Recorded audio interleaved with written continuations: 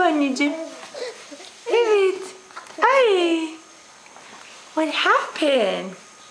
Did you go to park today, my love? Did you go to park? Yes. Yes. Yes. Yes. Yeah. You want to go to park again? You put on short sleeve, right? Because the weather was so nice today. 80 degrees, right? Alya. Anneciğim. Canım. Aa, canım. Alyacığım, look. Wow. Canım. Canım.